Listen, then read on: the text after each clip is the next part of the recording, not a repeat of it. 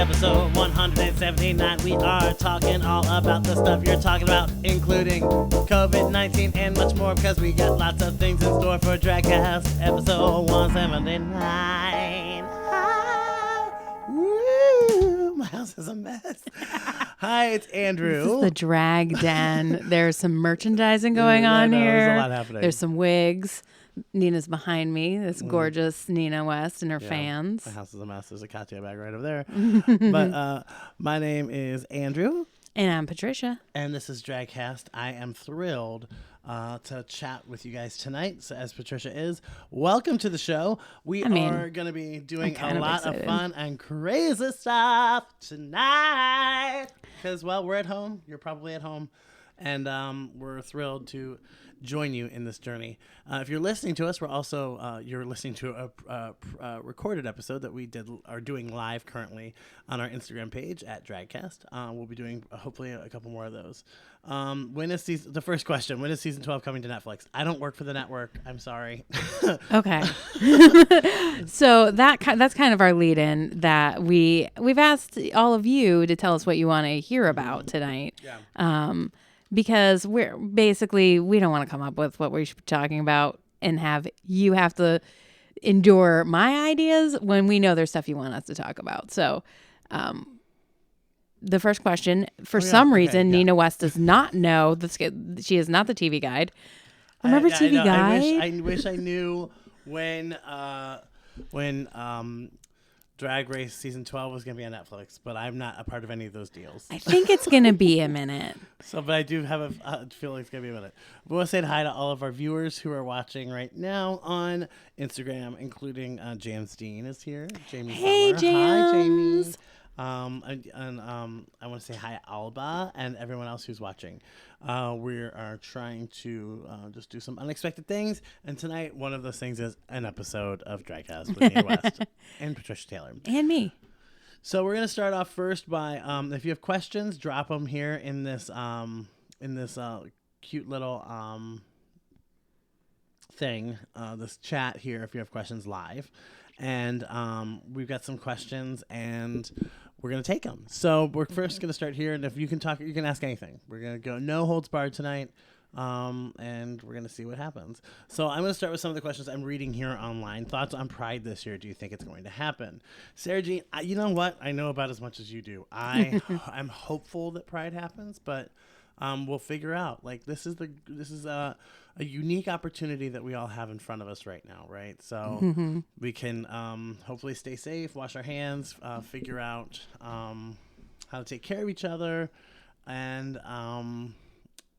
maybe just Pride is going to mean something different this year. I don't know. I hope that we learn how to deal with this in a more constructive way as it goes on. I don't know. This is all scary. We don't have any answers like that. But I hope it happens. I mean, do you think there is like when you say it's like a wonderful opportunity, do you think there's an opportunity to do, if Prides are canceled or postponed, is there an opportunity to do something that will still make it feel like Pride? I think that's a challenge I'm putting out to like the listeners and you, if you have any ideas, and myself. Yeah, I think it's going to be interesting because we're going to be doing over the next few weeks. Like, it sounds like there's going to be a pretty much a quarantine situation. Maybe, I don't know, but it sounds like depends where you are too. Life is kind of coming to a quiet, kind of a quiet pause. At least here in Ohio, right? Tonight at 9:00, actually just about 45 minutes ago, restaurants and bars all were to close their doors, and for safety because of large gatherings and groups of people gathering. So I just think, and I think more is going to probably be on its way, but I don't know. Again, I don't have any insider information. Yeah. But I think it's important on all ends to just kind of be kind of creative in how we can celebrate one another. I think we're going to be having to look to digital platforms and social media platforms to stay connected and use it in a very different way than we've been using before, right? That would go to the conversation, I think, maybe of bullying and online harassment, and hopefully it becomes more of a I mean, hopefully this all brings us together in a very different way, and it unifies us in a very different way that we desperately need. I mean, we desperately need to come together, and maybe this will bring us together in a really unexpected and kind of unexpected way. So yeah, we have some questions coming through. All through here. Ohio is like death becomes her. We need to laugh. Yes, it is. We do need to laugh. Hi, Kira. Hello, everyone, for watching. Hello, Adam. We want to thank you guys for being here. Yeah, so what questions do you have over there, Pat? Well, we had some questions from Facebook. A lot of the questions were about how your life has changed from pre to post Drag Race.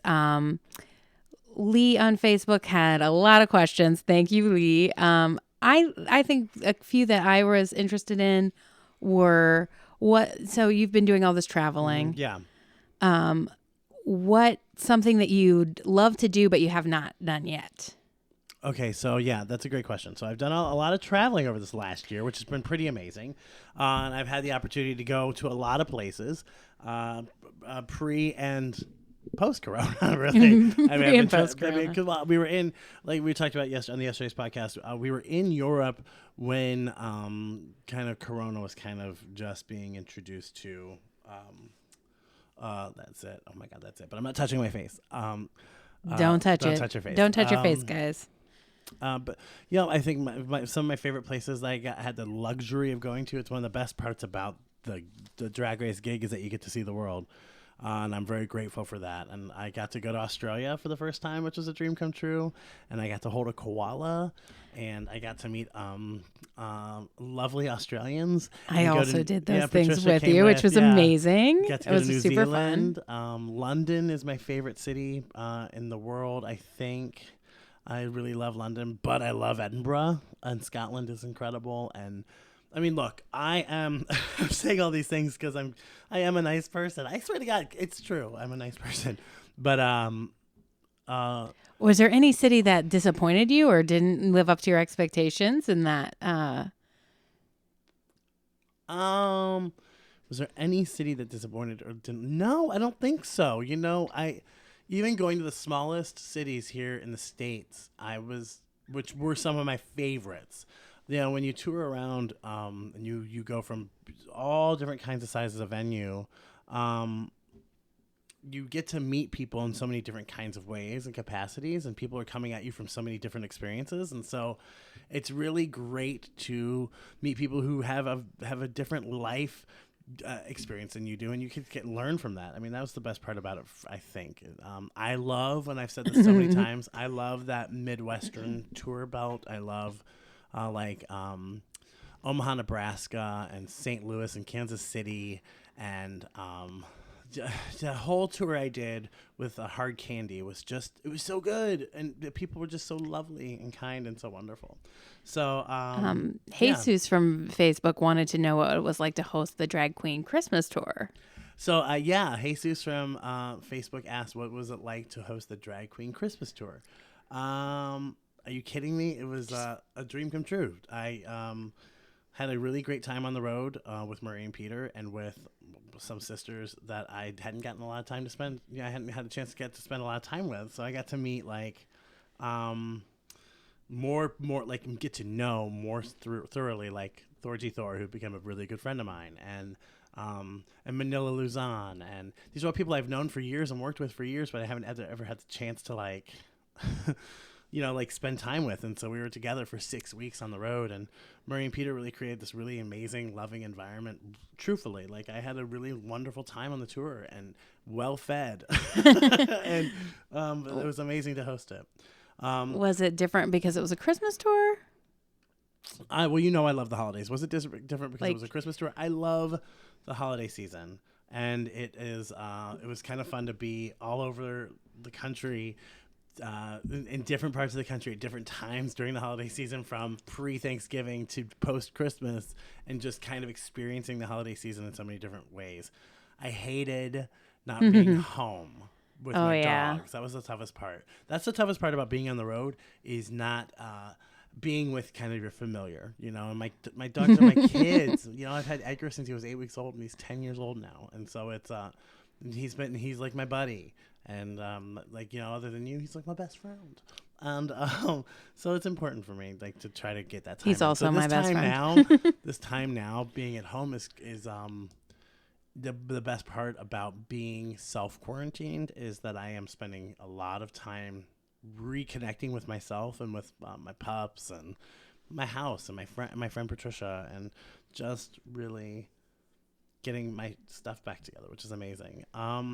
There's some really great questions here in this group that I want to kind of look at as we go. Thank you guys for hanging with us and joining us on Instagram. We are at DragCast on Instagram. So if you want to follow us, if you're listening, if you're brand new to this, if you're listening to the podcast post-recording, you can find us on DragCast and Instagram. What am I going to do with all of my free time? If you have more now. So I don't have a ton of I usually don't. I'm not one who structures a bunch of free time into my schedule, because I am Patricia and I are kind of the same way. I like to work a lot, and I like to be busy, and I like to kind of keep myself consumed with projects, and I like a lot of things floating around me at once. So that's, even though I'm self-quarantined, there are a lot of things going on and a lot of things that require my attention. So I'm going to be working on, there's so many great things coming. It's just a matter of getting this virus taken care of. You're working on non-performance work. Right now, at home, I'm doing a lot of logistical work for a lot of upcoming projects. Mm-hmm. So I'm doing a lot of the writing.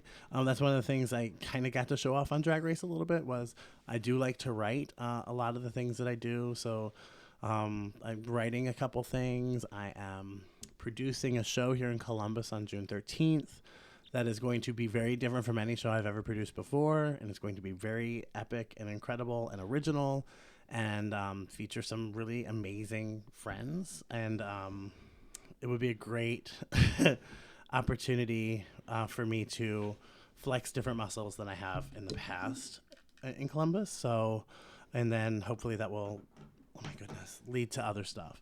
So I'm doing that. So my free time is occupied by work, just in a different way. It's not free. But the tough thing is that with free time, I am now finding myself, because of coronavirus, like every entertainer and service industry person, I'm finding myself unemployed now for really 8 weeks, 2 months. And so I'm going to have to figure out what I'm going to do about that. And I have the benefit of being able to work a lot. And so I'm grateful for that opportunity, and Drag Race has afforded me that opportunity to go around and travel and work. But I also think it's really important for me to now use this moment for a lot of local entertainers. And I hate the term local entertainer. I hate that. I know everyone's local to somewhere. Yeah, I mean, I'm local to Columbus. This is where I live. But for entertainers who who now just have or servers or bartenders or people who work in the service industry, cabaret performers, burlesque performers, they now find themselves without income. Just like, and so it's really important that we're trying to raise this awareness and allow people to find access to getting some money into their pockets. So we're going to put lists up of constantly, you'll see it over the next few weeks, of people's Venmo or their PayPal or their Cash App, and how you can assist. My friend Charlie just asked this question: how are we going to do a fundraiser for Columbus performers? I don't know, and I think it's really important. My opinion is I think it's really important to give to people directly, to ensure that they get the money and they get the full money that you want them to have, so that way it doesn't get lost in translation, or people are like, well, I'm going to take a finder's fee. I mean, I'm not saying people are shady, but people, like, if you want to give money to a performer, I've asked them directly, what is your PayPal, what is your Venmo, and donate to them. I think that's a really good way to do it. And then, I think what we should do is we should try to get a fundraiser in Columbus together after Corona's over, to split that money amongst the entertainers who really need it. And just like we do all the time, Columbus really does a great job of taking care of their own. I think it's probably really hard for people who work, there are so many industries that are impacted. Like, people plan events, people, are whatever kind of gathering space you're in. There's all these kinds of employees, but I think it's probably really hard for people to ask for money, people who work. Oh my God, absolutely. Or to even wrap their minds right now around like, what am I going to do? How long is my savings going to last? Yeah. If you're me, you probably don't have any savings. But that's okay. My job is fine. I'm good. But like, so I think that's a really nice question. And I maybe, maybe just reach out and with the offer. Instead of wait, like I think we wait for the drag queens to tell us it's time to raise the money for this cause or that cause, because we're so, especially here in this community in Columbus, we're just used to that.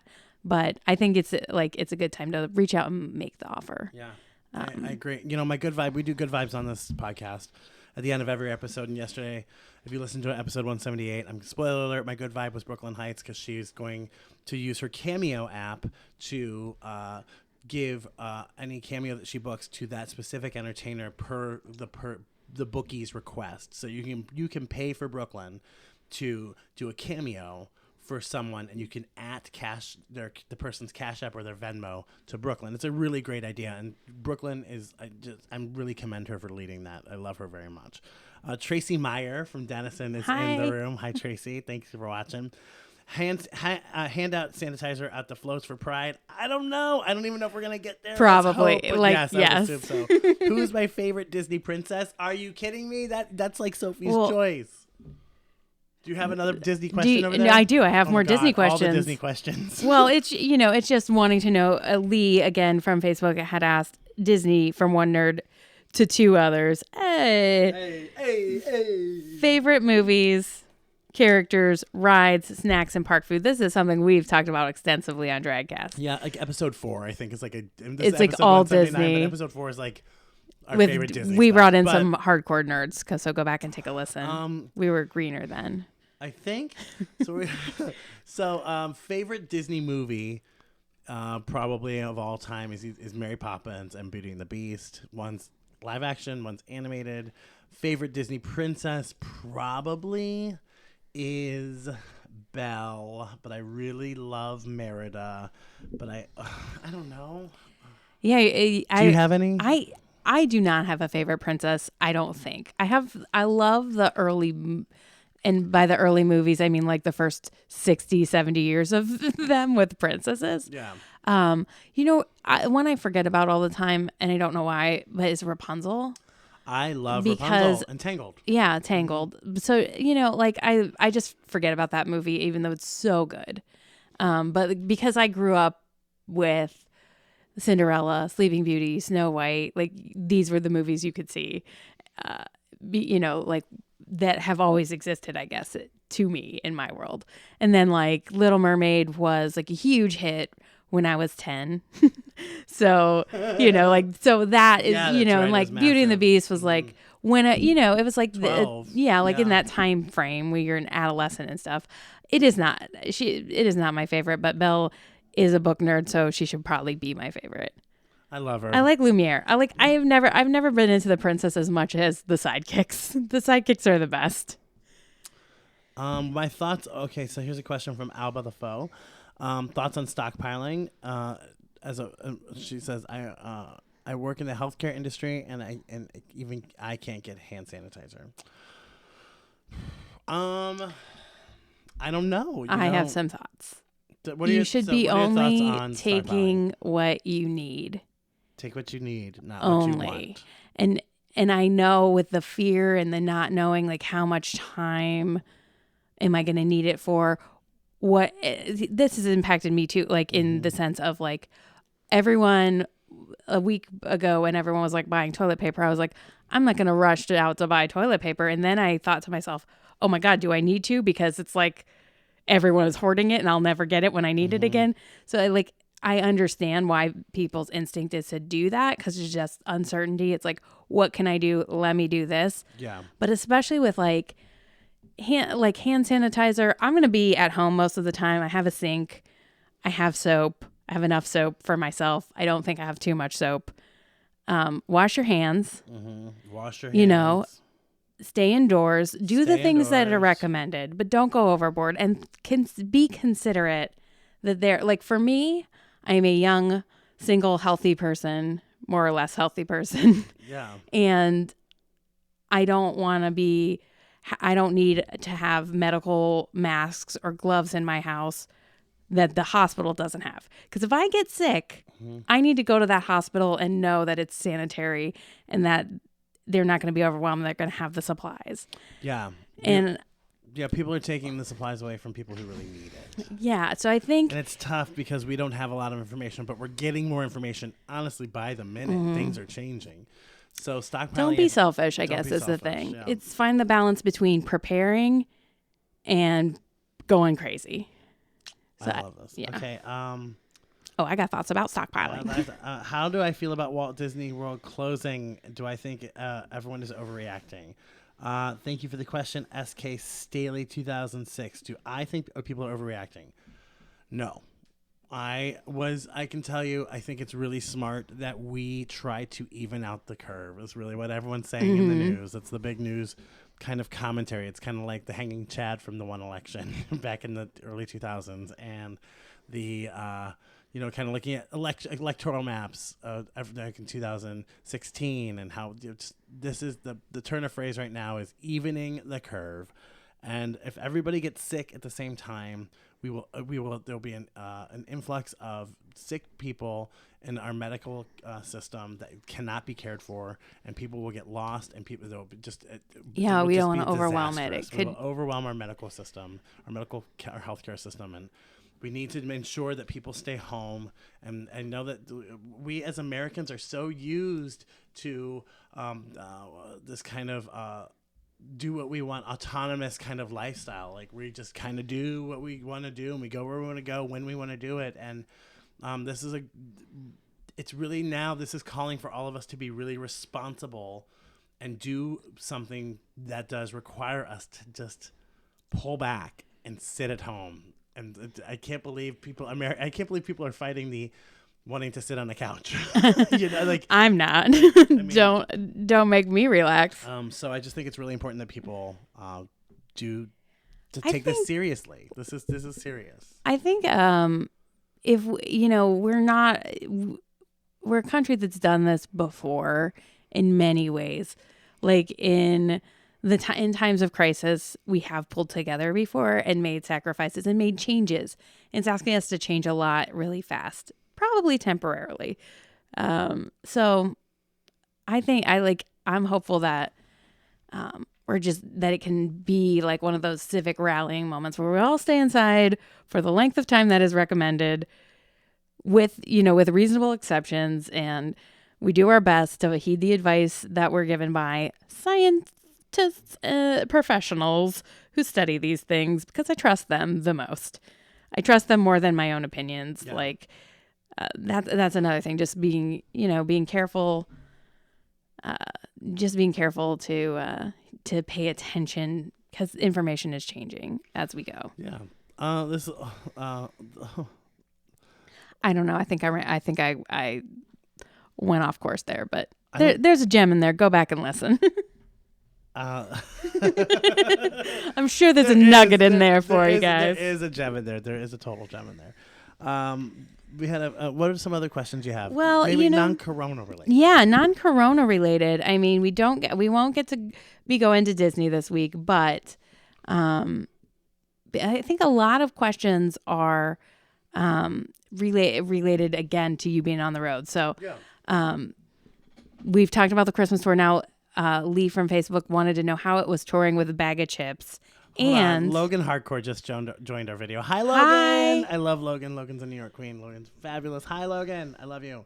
I just want so sorry. Go on. The question is, sorry. How was it touring with bag of chips?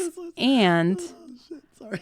And it's a two-part question. I have a two-part question. Okay. How was it touring with bag of chips? And had you had a chance to watch the UK edition to see how it differs from the American one? Okay, so have I watched the UK edition of Drag Race? I have. I have watched the one episode. You have watched it. It's so good. I've heard it is amazing. I know what I know about the show is factual. It's just I know what I mean. I don't know. Yeah, I haven't watched it fully and completely, so don't hate me.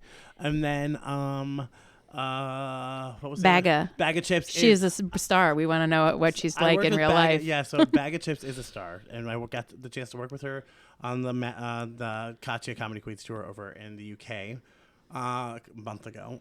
And I was really intimidated by Bagga. We had worked together really, really quickly for a Porn Idol show at GAY in London, where people strip for you.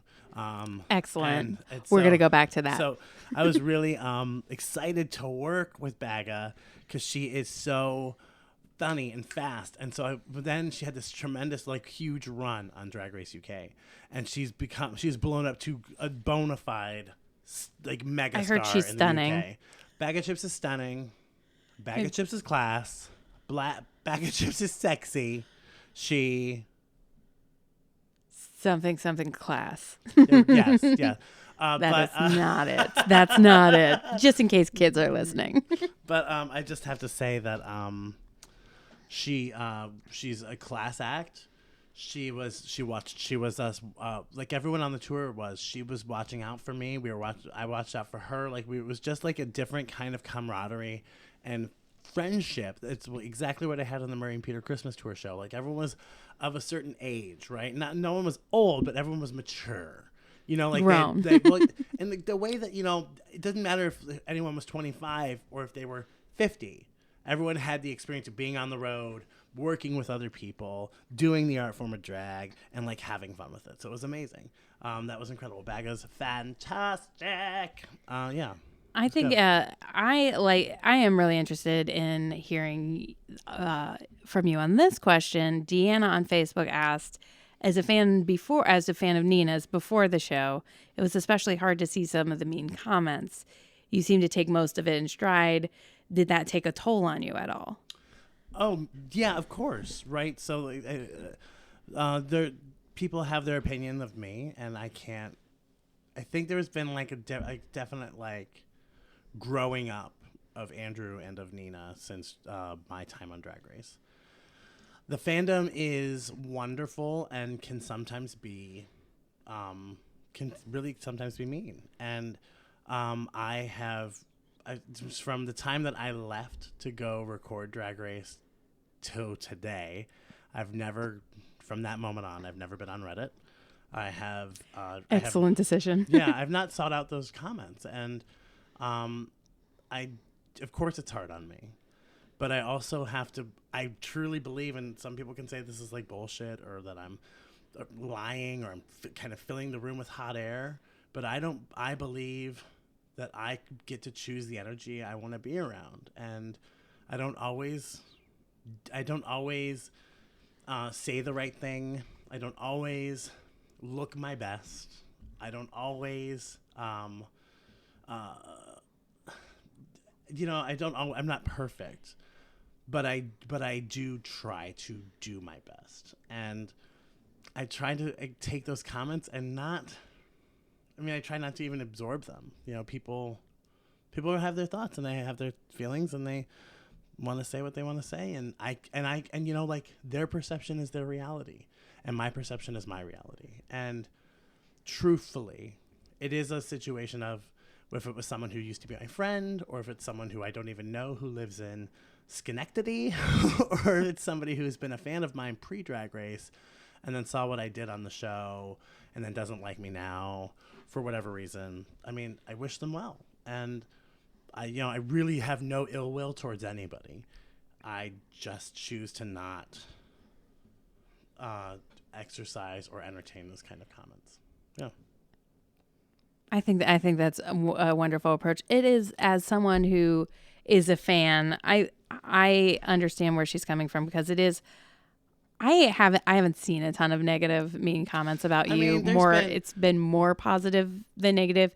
There have been. There have been plenty, and it's been. There's been more than enough. There've been more than enough. Yes, and it's been around certain things that people don't like what I do, or don't like or things that I believe, or how you are, or whatever it is. I still am a progressive activist.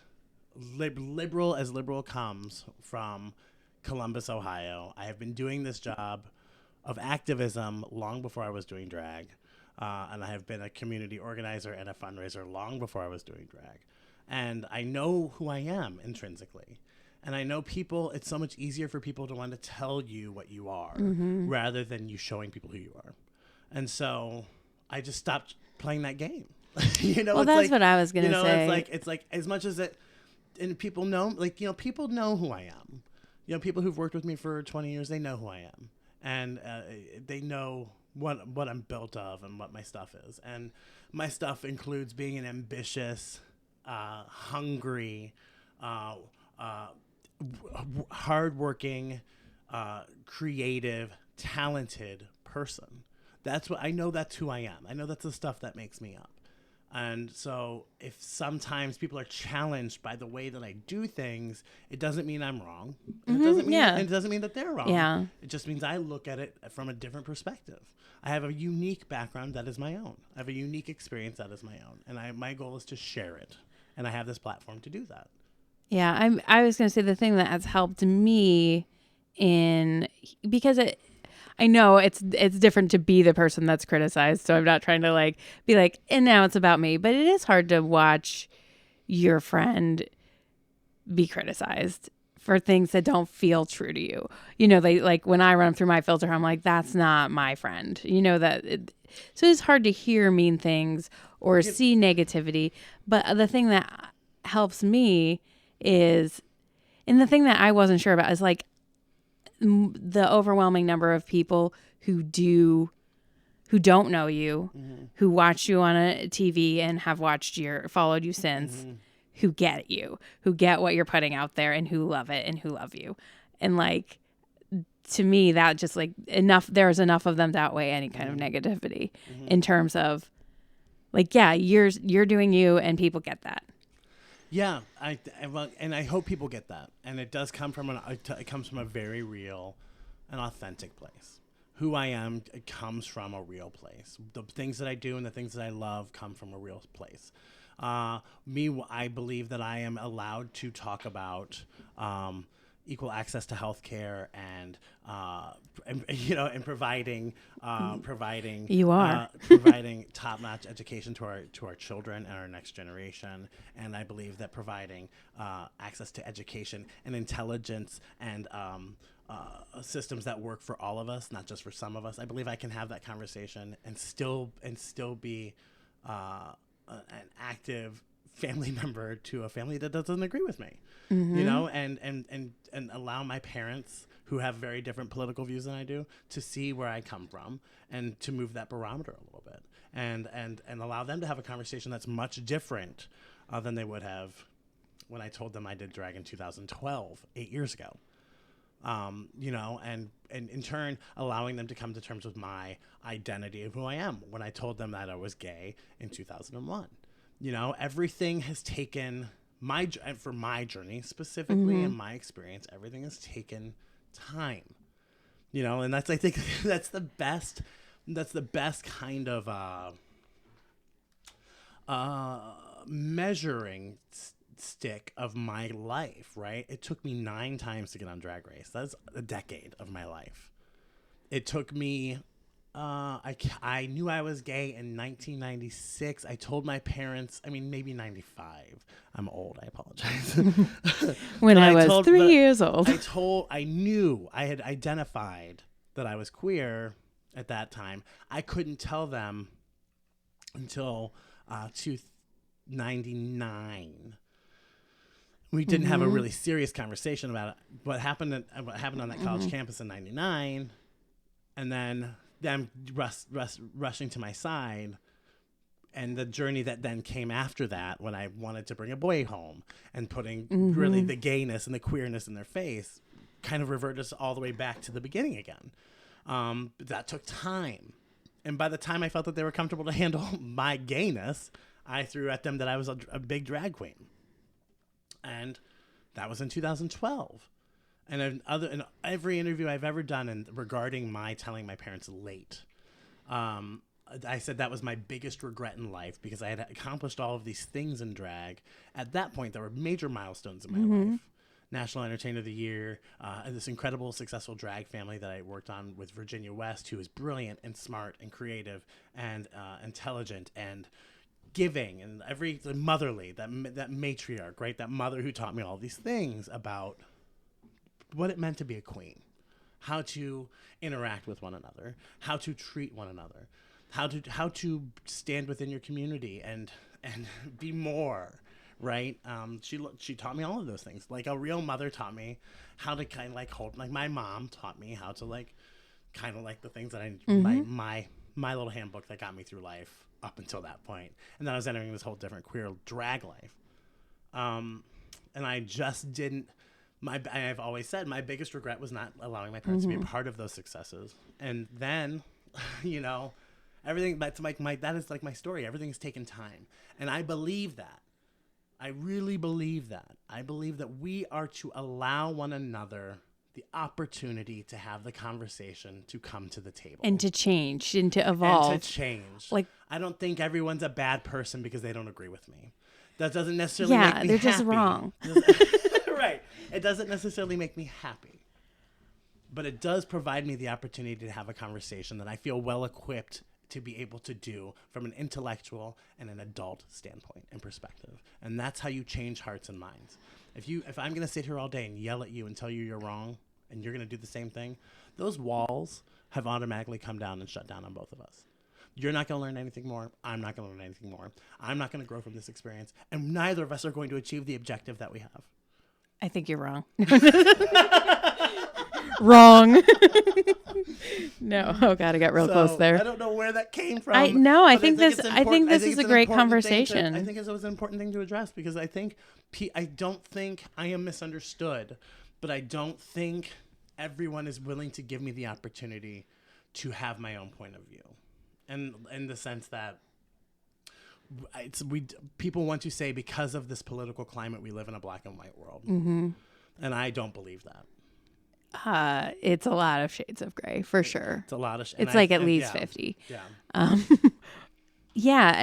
think that that's what we talk about. Like we talk about it so much collectively, like as a society. It's like what we talk about on social media. It's what people are posting. Mm-hmm. It's what they talk about on the news. It's what's going on in politics. It's like everyone is talking about divisiveness and division and your side and my side, and and I get it, they're saying good things about it, like let's bring it together, and like it is the conversation right now, of course, and I do believe like there are some things I cannot move the barometer on with you. Yeah. And I'm not willing to move the barometer on. I believe that I, as a queer person, deserve the exact same equality and access and rights that you as a heterosexual have. A presenting cisgender, heteronormative, heterosexual. I believe I deserve those same rights. And I believe that really all I want access to is happiness. And and I just think that is the conversation, and that's where so I'm not willing to move on that, and I'm not willing to budge on that. But I am willing to sit down and calmly have a conversation. I am willing to sit down and not cancel lines for someone who doesn't necessarily agree with me. Now, if it's someone like Donald Trump, of course, I'm not willing. I'm not looking to have a dinner with Hitler Girl.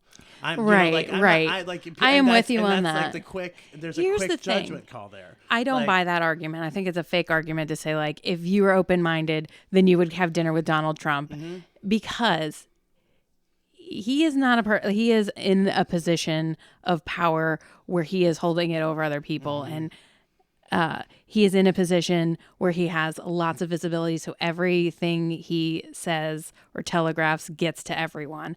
And so he has a lot of power and visibility. Like one of the most, amount, like if it's a scale, he's right at the top of it. Right. So it's not, and the things he is doing are detrimental to people, not because he thought the best way to give equal access to gay people was way A, and it didn't work. It's not like he's being detrimental accidentally. It's targeting people who are he's just not helping. So we don't have to sit down with him. Right. Like, we don't have to say every opinion is equal. They're not equal. That's correct. Like, that's where I'm saying it's like, yes, we can have the conversation, but for you to say your side is as worthy as, not, like, one side is as worthy as the other side. No, some of the things about human dignity and those are just foregone for me. They're givens. Yeah. And if you are saying taking people's rights or dignity or access to basic rights away is okay, and you're saying, when I say that and you say we should give everyone rights, that those are two halves of the same coin, they are not. Do you know what I mean? It's like, it's not, they're not equal things. They're not equal things. You're right. And I think we see that a lot. I see that a lot on my Facebook, where like apples and oranges are being compared. Yeah, yes, there's a lot of that going on. It's like, we don't have to consider every argument either. Like, when you take an intellectual approach and you are trying to find funding for your town's levy. I'm trying to like think of like what is the most like apolitical example, right? Mm. Like, okay, so that's the problem you're trying to solve. Now, you can say like, this person wants to have a fundraiser and this person wants to raise taxes. This person wants to sit there and eat oranges and hope it magically grows. We don't have to give that idea the same amount of time and space as the other two ideas. We can say that idea is not going to work. We're going to move that aside and talk about the real ideas. Right. And I feel like that's a thing that now I'm on another tangent, but I feel like that's a thing that I'm just suffering from all the time. I'm like, it just makes me want to pull my hair out. I'm like, no, like, these are not equivalent. Like, not every perspective deserves like equal airtime. I feel like it's the way I'm saying it, it's the way I want to state it, but just they're not equal.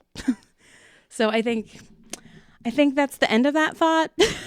Yeah, and I think I think so that there's clarity on that conversation.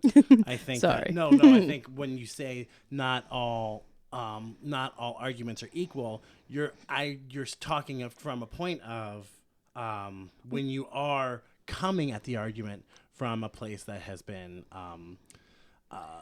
well, for someone to say you're only open-minded if you consider dining with Donald Trump, or you consider this law that restricts trans children, right, or this law that restricts gay people, or this law that is racist. Like, I don't want to be open-minded about those things. Right. Do you know what I mean? 100%. And 100%. And I feel like that's leveraged a lot. Like, it's leveraged a lot of both. Like, oh, you're not coming to it with an open mind. Like, oh, you say you're for free speech, but you don't like X, Y, or Z. Or you say you're for freedom, but you don't want people to be free to oppress others, which is a big argument. Or the other side of that argument would be conversely, oh, you say you're something that I've gotten a little bit of is that you say you're a liberal, and you say you're a progressive, but you're willing to listen to a conservative viewpoint, or you're willing to entertain a person who is conservative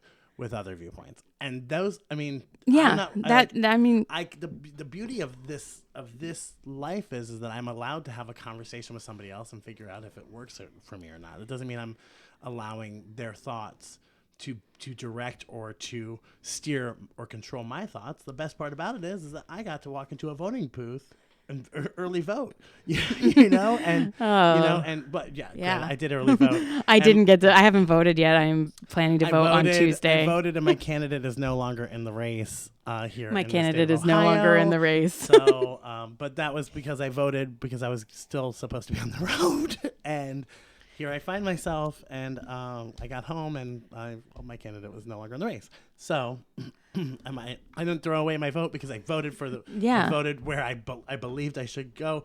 But when everything's said and done, we're all gonna vote blue, right? Yeah. Okay. Yes. So regardless of who's the candidate, we're gonna and we will entertain no dissent on that. No, I'm just kidding.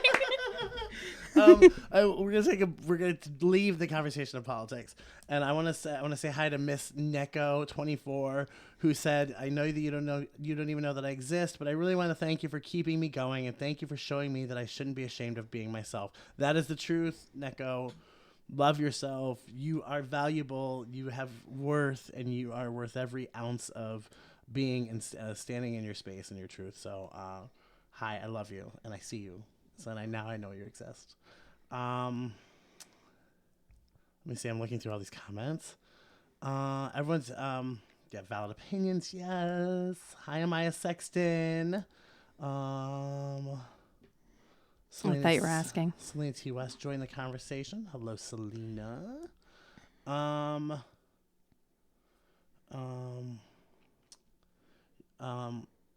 I appreciate you guys for these positive feedback and comments to the conversation. Ooh, the conversation we're having here on our Instagram story. Hello to Piper. What do I think about the misogyny within the LGBTQ community? It exists. It is real, and it's. I have said it for a very long time. We need to figure out. Gay white men need to come to terms with the fact that they're not the only people in the fucking community, and we have to stop allowing them to have the entire space and controlling the conversation. I will gladly take a seat for somebody else to have a conversation, 100%. And I hope I can facilitate that, and I hope I do that in my work. That it's not all about me and my viewpoint. I hope so. Why do you think RuPaul doesn't have AFAB queens on Drag Race? I don't know. I'm not a producer. Do I think Drag Race should be open to a variety of contestants? Whether they be AFAB or transgender, absolutely. And I think they're missing an entire spectrum of entertainer who bring a vibrancy and a colorful, completely different view of art. Like every time someone from a different part of the country is on that show, you see a different kind of drag. You know, from the from Chi Chi DeVane, from the Bayou, from I love Chi Chi. Like, just different drag from. I'm really glad you brought her up. Chicago and Shea Coulee to Shangela from Texas and Nina West from Columbus and Brooklyn from Canada. You just get a different perspective and you just get a different flavor. Imagine if you have someone with a completely different life experience and perspective. Wouldn't that be great? And it goes to say more queens of color, more and maybe just allowing transgender entertainers to enter the race and AFAB queens. Yeah, why not? I mean, but it's not my show. So if I had a show like that, it'd be cool and it'd be great. And I think but it's not. You heard it here first. It is not Nina West Drag Race. Nina West Drag Race is Nina West Race of Dragons. It's coming to the Race of Dragons public access network near you. But I think it'd be very important. I think it is very important. It would be. It is very important, and I'm all for it. And it doesn't from my mouth to Rue's ears, and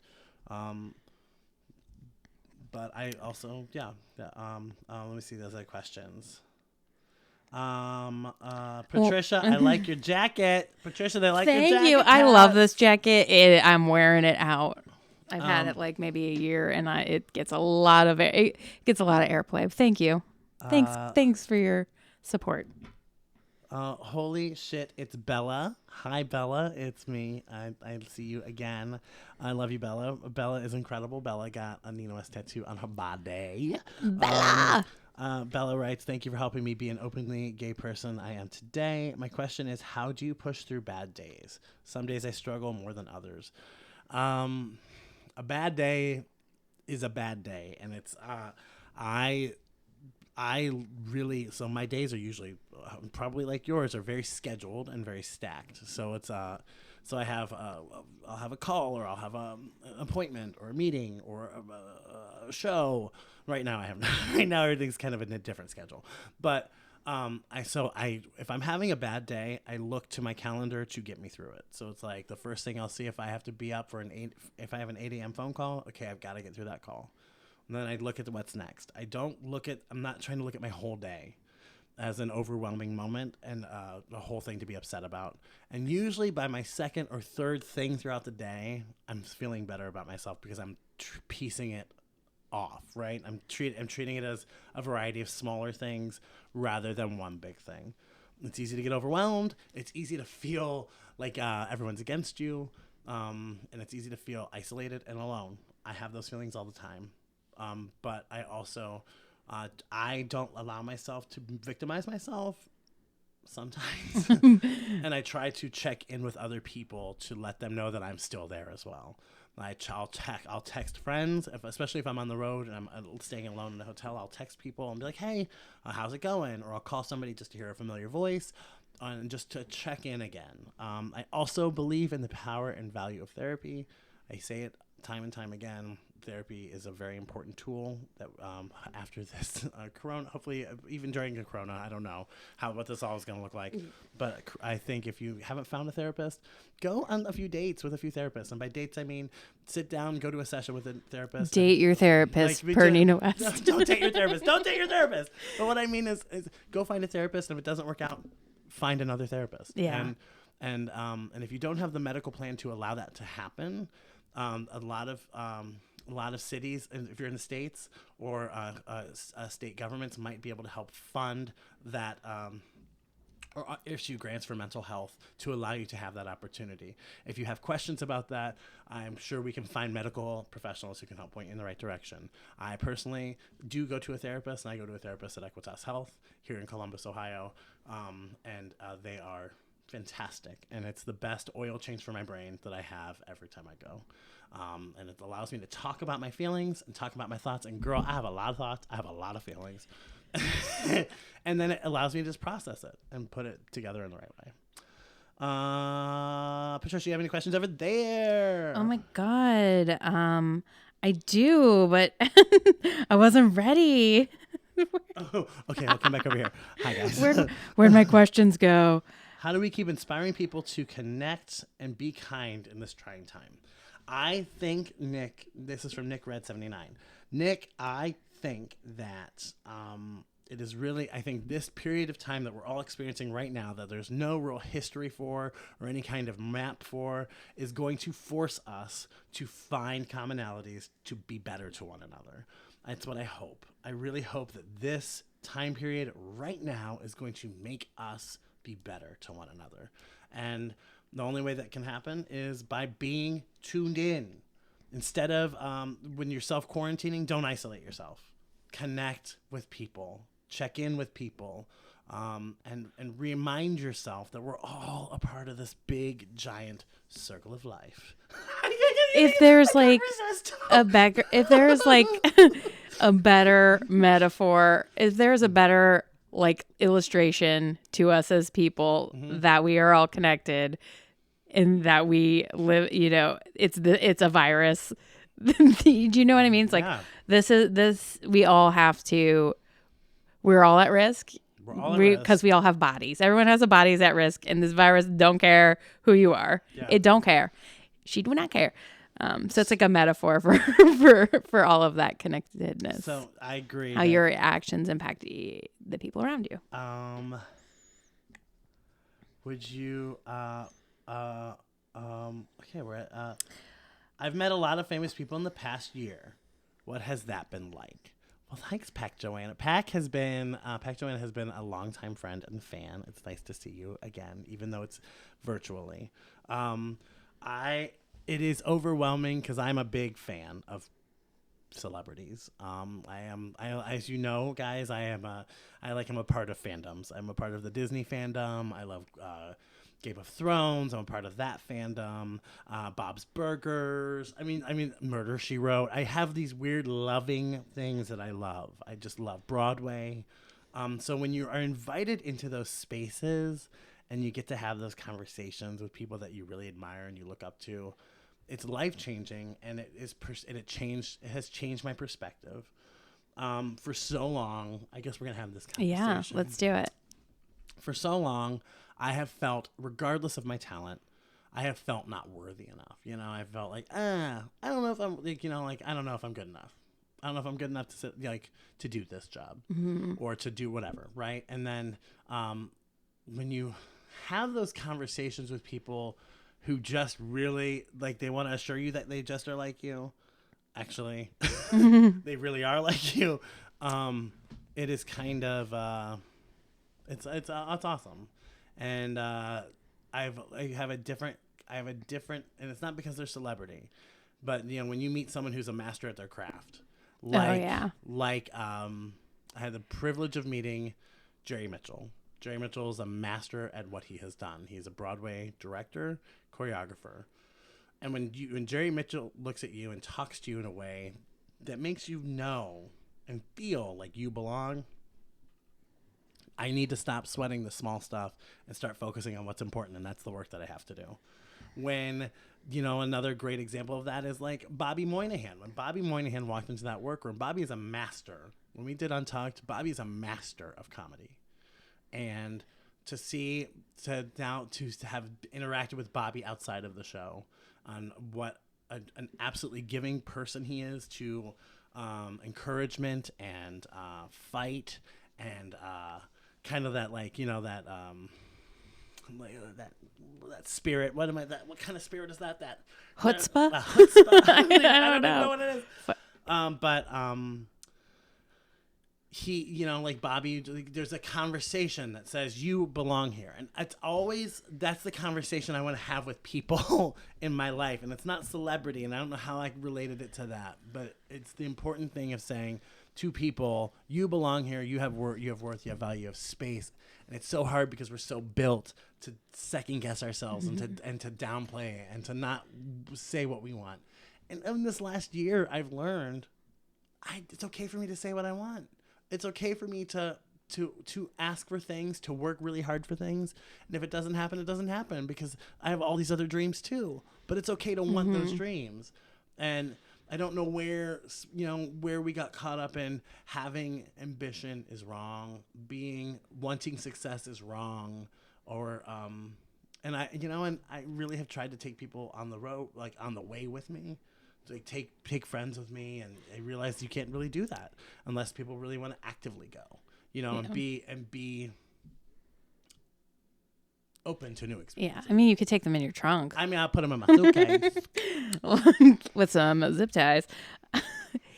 That's interesting. Like when you're talking about celebrity, it made me think of how they like whatever they are people. You know what I mean? Like no matter how fame can change a person or like what access they have, they're people who have a job, and their job makes them famous. Usually, most famous people, like if you're in a movie, if you're in the movies, maybe you're not famous, but if you're at the top of that industry, everybody knows who you are. And so, like I don't know, it just made me think about when you said you were worthy or not, like not being worthy. It made me think about how, like, I hear people say, like, oh, if you want to be an artist, you better have a backup plan. Or if you want to be an actor, you better have a backup plan. Or my kid wants to go into theater, is going to starve. Yeah. Like, no, like, these are actually just people with jobs who pursued those careers and got them. And, yeah, not everyone's going to be, like, a mega star. But I don't know how I got on that, but not everyone's going to be a megastar, but there's like jobs everywhere for people. And if you love doing something, you should pursue it. And I don't think that's related to the original question at all. But I will say this. I was someone who had that perspective. I was in no fault of my parents, because they didn't have a kid who was in the arts until me. There was no one in my family really in the arts until me. Who wanted to be in the theater, who wanted to be a kid on Broadway. There was nobody like me in my family. There was a love over the arts, but the love for the arts stopped there. That was a hobby. That was a hobby, not a career. Because like the idea was that I would go and be a lawyer and then become a politician. That could have worked out. It could have totally worked out, but I've put me in this place here where I'm like actually kind of being like a politician, an activist, right?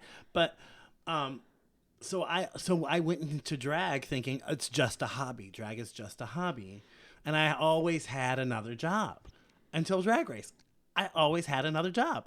And it didn't matter how much I was working. A little bit before Drag Race.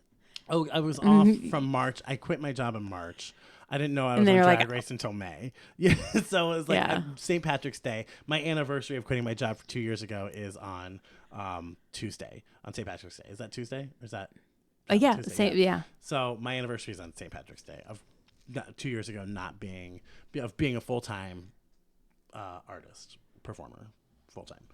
But, even as much as I was working in Columbus, and I was working 5 shows a week, 6 shows a week, I still had a part-time job because I was so afraid the other shoe was going to drop. I was so afraid that it was never going to be enough. And that kind of carried over. Like I like to work to the point where I will just continue to work. And it's not about money. It's about I just have this desire to just keep producing and wanting to just, and creating good things in the world. That's important to me. I don't know. That's pretty awesome.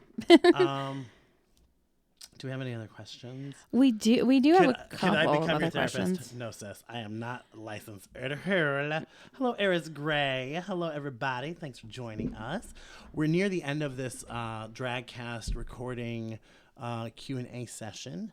But if you have questions, drop them in the bottom. We'd love to hear from you.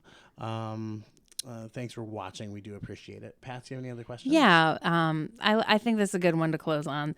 From @CarolynATK, what has been the most rewarding part of your drag activism? What has been the most rewarding? What has been the most rewarding part of my drag activism? Yeah, I think the trajectory has changed so much. So, the pre-Drag Race, I learned how important it was for me to use my platform to impact one person. I could feel that tangibly when we would raise money for what was at the time Project Open Hand, which would help fill in the gap for people who needed meals. Yeah, living with HIV and AIDS. And you could feel the immediate need, and you could feel the immediate good that does. The immediate good that it did. So I became very, very much in love with the act of giving, in such a very different way. And I don't know about you at Denison, but at Denison I did a lot of service projects. It was like, I feel like high school and colleges at that time we were like, I volunteered a lot, and doing a lot of volunteering, and then I was like, I gotta make a paycheck. Yeah, and so let me wait tables or whatever I was distracted with. So I think with activism and with this platform, and I've been very grateful and very fortunate to have the opportunity to stand on a specific kind of platform in Columbus and use my time and my space and my stage to talk about things that were really important to me in the LGBTQIA+ community. And then that led to the creation of the Nina West Foundation. And that then was able to inform and make the giving worth so much more. And the validity that they gave the giving of a drag queen working at a nightclub wanting to raise funds was night and day. It turned into people would instead of like calling a corporation that was based in Columbus to get them to come to the table to donate an item or to have a conversation, they wouldn't do it before my legitimate formation of the Nina West Foundation. And then it was right, we get it. You also coincided a lot with locally a lot of visibility that you had even before Drag Race that had built up more and more over the years. Yeah, but providing a legitimate avenue so people could see that this is for real. It took the giving to the next level.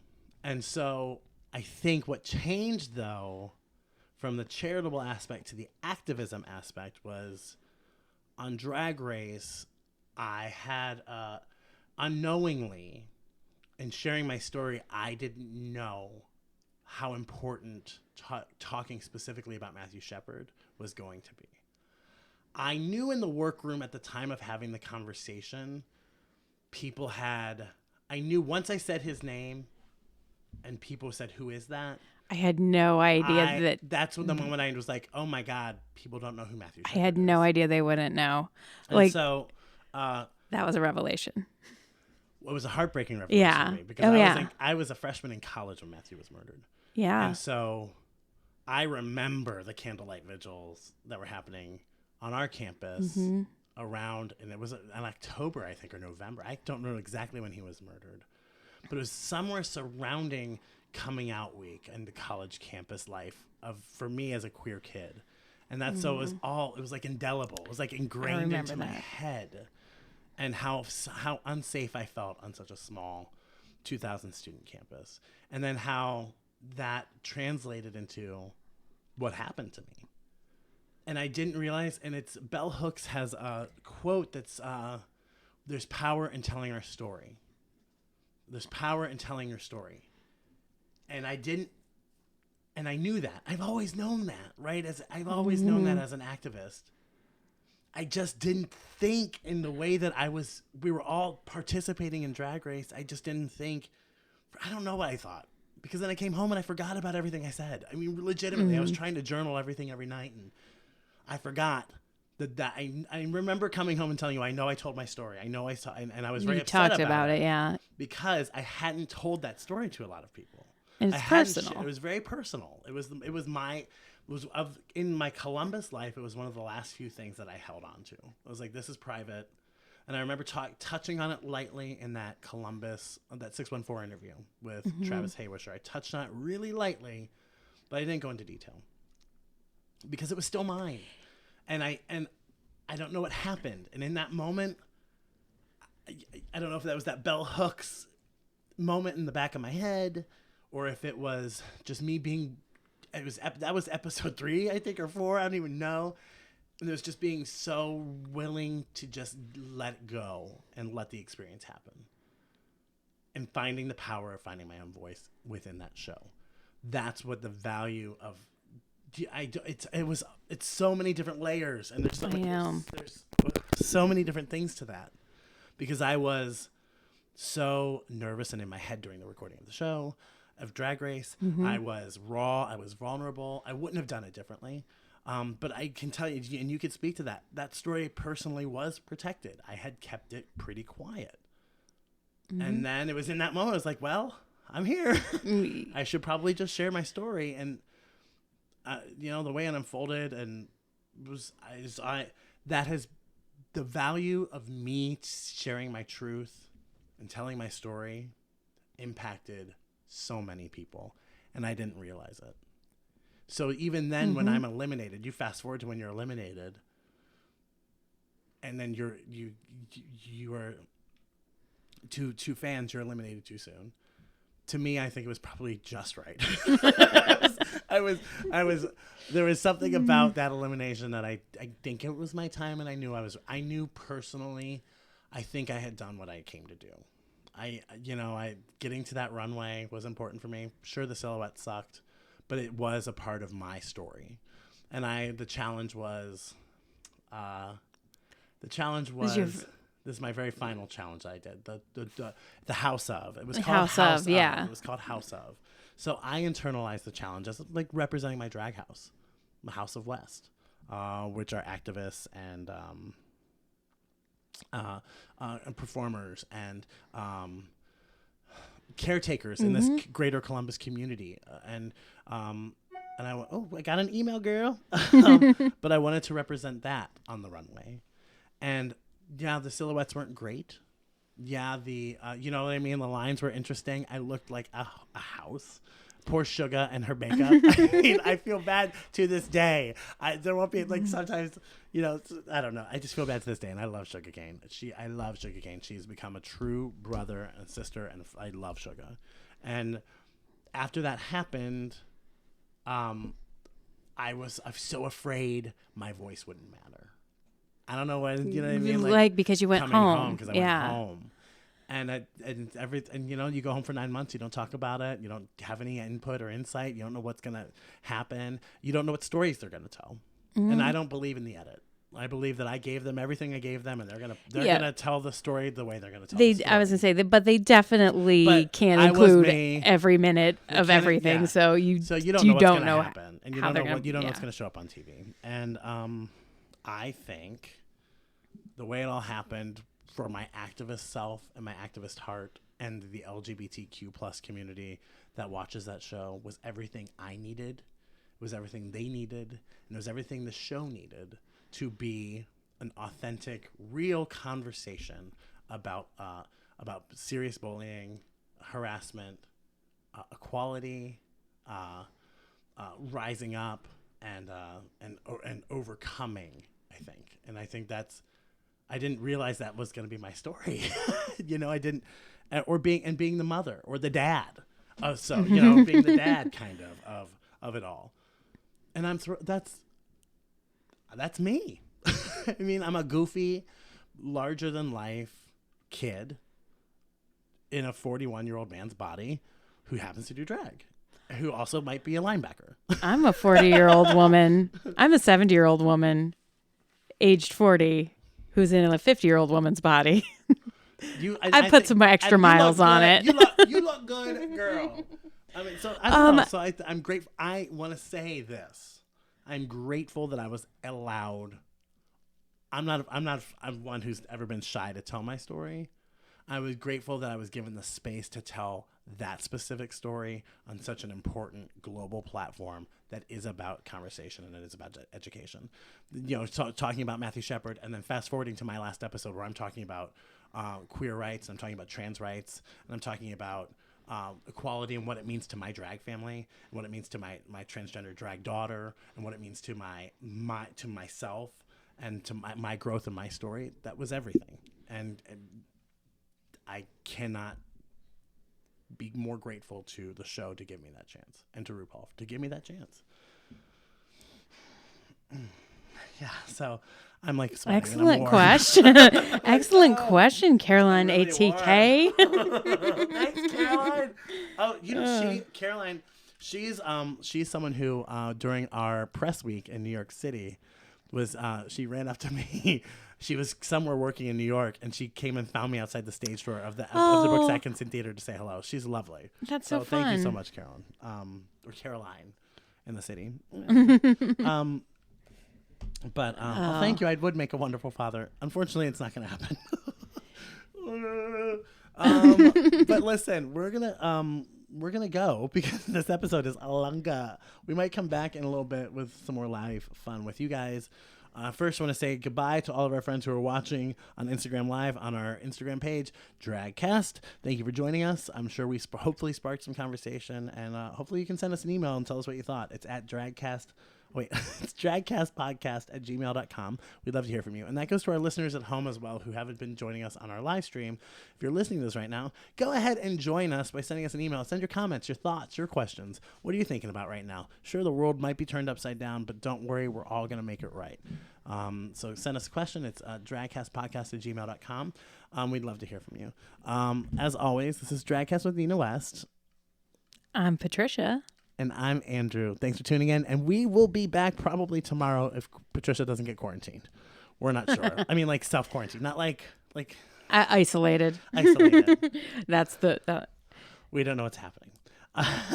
But you don't know what's happening either. And the best thing we can do is be kind to one another. Hey, before we go, Patricia, good vibes. We have to do good vibes. I was gonna introduce it, and then when you said no, we have to close with good vibes. Good vibes. All right, Patricia, what's your good vibe? My good vibe is with facing the prospect. I'm not stockpiling, as I'm an anti-stockpiler, but faced with the prospect of being at home, I went to the grocery store, and instead of buying my normal groceries, I just bought a bunch of stuff that I really like like a stick of pepperoni.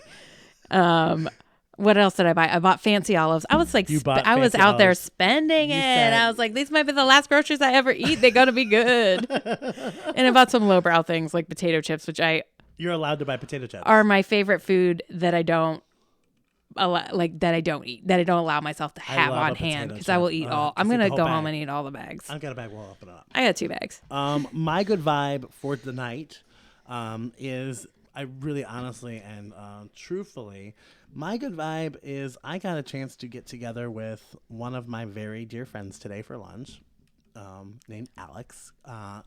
And I got to reconnect with somebody who has been just so wonderful to me through this entire experience. And so good vibes to friends checking in on friends. We need to have it more than ever, and make sure that we're taken care of and love one another. And that's my good vibe, I think. It's just a great good vibe. And puppy snuggles and kisses. I'm so happy to be home. Columbus, I love you if you're here in Columbus. And if you're tuning in from around the world, hold tight. Don't give up. There's a lot more that we can do together. Again, this is DragCast with Nina West. I'm Andrew. That's Patricia. Tune in hopefully tomorrow for another episode. Have a good night, guys. Hey kids, you know what's even more fun than the alphabet? The drag alphabet. I need your help to sing it with me. Are you ready? 3, 2, 1, go! A is for absolutely. B is for busted. C is for clock that mug. And D is for divine. E is for everything. And F is for fierceness. G is for get 'em girl. And H comes before I. J is for Jush, K is for Kiki, L is for let 'em have it, M is for mug, and N of course is for Nina! O is for oak, and P is for painting, Q is for queen, and R is for ruin, S is for Shantae, you stay. T is for throwing shade, and U give me life, girl, V-ba-ba-boom like W, work, and X is for extra, the most. Y is for yes, Z is for Zsa Zsa. This is the end, let's all do